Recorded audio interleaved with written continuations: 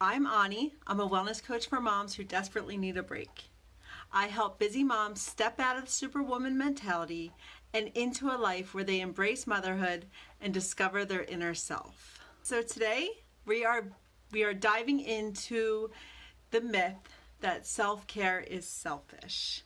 And for years I believed this, and I've heard many moms since then tell me some form of this, which is one of the reasons why they don't engage in self-care.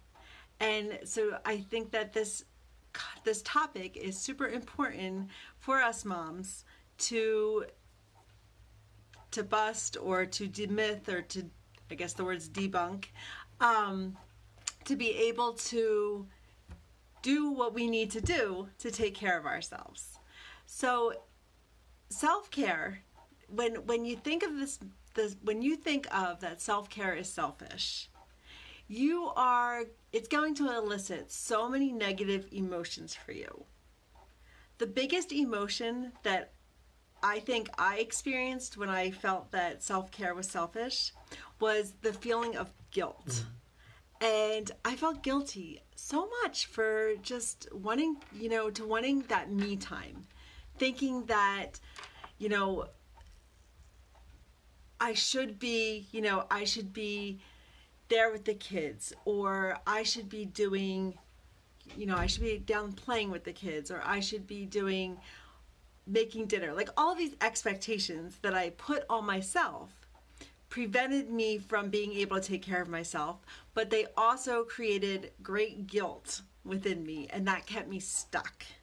I felt so guilty because I felt like all of these things that I should be doing, instead of stepping away and taking that break and going and doing what I need to do to fill my needs. Because self-care, that's really what it is. It's being able to take care of your own needs, to fill your bucket, and to, whether those needs are social, physical, emotional, mental, spiritual, all of these different needs that we have, the psychological and the physical and the emotional needs. That's what self-care is taking care of those needs. But because I held these expectations on myself, and I felt that I should be doing all of these things that would make me a good mother, I felt extremely guilty for not only like taking the time or making the time for self-care, but for even wanting that time, for wanting me time. Like, I wouldn't even take the time or make the time for myself, but simply because I wanted to make the time. That's where I felt very guilty. And so so it's really tough. It's difficult to break free from that when you're holding all these expectations against yourself. Another emotion or another feeling that I felt when I believed the myth that self-care is selfish is disappointment. And this is really like a disappointment that was aimed at myself. Besides like thinking that I should be able to do it all, it was disappointing to think that I would want this break and that I really couldn't do it all. I had to admit that, and that brought a lot of disappointment to myself, because it kind of made me question, like, am I a good mom? Am I able to take care of everything and do everything that was expected of me? Not even expected of me by other people, but simply expected of me of myself. I was the one that was expecting me to do this. And when I couldn't live up to that, that was where that self-disappointment set in. I also felt angry. Why can't anyone else help? Why do I have to do it all? I took those expectations and I held them strong. I held on them tightly, and it made me feel angry. I felt resentful that why was I expected, and why did I have to be the one that does everything around here? That I played that martyr act where nobody else can do it. And it left me feeling very resentful and very angry. And, there was a lot of thought distortions. And if you've caught any of my other videos, I talk about these cognitive distortions that we have. And this really, the disappointment and the thinking like, why can't anyone else do this? There's a lot of mind reading there, a lot of jumping to conclusions instead of saying, why can't they? Well, first, I didn't ask. Second, nobody knows that I need this help or that I want this help. And so I hear it from clients all the time, from moms that just don't feel that they should ask for help, or that they need to ask for help, or that they want to ask for help, like all of these things, but yet we need that time for ourselves to be able to take care of those needs. It's so important. Another feeling that I experienced when I held that belief that self-care is selfish is a fear. And when I was preparing for today's Facebook Live, and I was like, trying to kind of dive into my own emotions and my own thoughts on this whole topic of self-care is selfish. The fear that came up for me was, first, that my family would fall apart, that everything would fall apart. I was so afraid that if I stepped away for even a minute, that all hell was going to break loose. And maybe it did. And I just became better able to cope with it. But it really was, that my family was going to, just fall apart. And that is not realistic. Maybe I have to clean when I come home, or, the dishes weren't done, things like that. But everybody's alive, everybody's well. And that I came back with, when I take that time for myself to take care of my needs, I come back rejuvenated and renewed and ready to face whatever it is there. So it's not as a big deal as it would be if I was there and all hell broke loose. Because honestly, it breaks loose all the time, whether I'm here or not. I mean, let's face it. It happens right in front of my eyes when I'm in the room there. So the fact that I thought, I gave myself such power that I thought like, okay, I have to be the one responsible to hold everything together, was very unrealistic. I also had that fear like, oh, well, what if I do step away and things don't fall apart?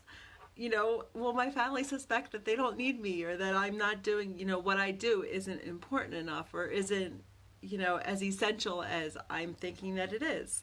And so that was a real fear that I held, thinking that if I step away for a minute, if I take 20 minutes and go for a walk around the neighborhood, or spend, lock my door and 10 minutes spend, reading a book, or whatever it is that I choose to do for my me time, the fear, I had to get past that, and as you know, our thoughts and our thoughts influence how we feel. And so the belief that I held was self-care is selfish led me to having all these thoughts, and the thoughts led to me feeling the fear and the guilt and the self-disappointment and the anger and all of these negative emotions. And so I had to dive deep and identify what was that belief that I'm holding on so tight to that's leading me to have these negative emotions. And it really was that belief that self-care is selfish. So I had to change that thought because it was not, or change that belief because it was no longer serving me. It wasn't it wasn't helping me practice self-care and engage in self-care. So there is a difference. So this self-care is selfish. I think stems from, because we think that we start thinking like selfish, self-absorbed, like how can we spend time on ourselves when we have all of these young children to take care of, and all of like our family to take care of, and our house and our job, and all of these responsibilities we have. We think, that's our job, to take care of our family, and we chose this life. And so we really aren't looking at the gray area, because selfish and is like self-absorbed and that narcissistic attitude. Well, self-care is not that. Healthy self-care is the complete opposite end of the spectrum. It is not that self-absorption where we aren't focused on anyone else. I always go back to the example of when you're on an airplane and the flight attendant gives you the directions about if the plane is going down, there's going to be a mask that comes down from the ceiling. Be sure to put your own mask on before you assist the person next to you or people around you. This is, the epitome, like the perfect example for self-care, because if you are not taking care of yourself, you are going to be of no use to anyone around you, because you are important. Yes, people depend on you. Yes, you are vital. Yes, you are so important. And as a mom, we can't negate the responsibilities that we have, but it is so essential that you take care of yourself. You put your own mask on before you can assist anyone else, because your kids, your husband, your spouse, your partner, your family, your friends, all of these people are depending on you. And that means that you need to take the time and take care of yourself. Have that me time. Give yourself permission to focus on yourself and your own needs. Put on your own mask so that you can help everyone around you. Because I know, and you know, that as moms, we love taking care of our family. Like, I'm not saying that you don't, because that, we love being a mom. We want to can't even talk today. I feel honored to be able to be a mother to my children. And I can become even a better mom by making sure that my own needs are taken care of, so that my own bucket is filled, overflowing even, so that I have so much more to give to my kids, so that I can be there for them and help them raise up and help them, become whatever they want to become, or become adults, let's say. But I can only do that if I have my resources, if I have my full bucket. So give yourself permission, break through that myth. If you are holding on to that belief that self-care is selfish, I hope by today's video, by today's message, you can start debunking that myth in your mind so that you can change the results. So now I have a free resource for this.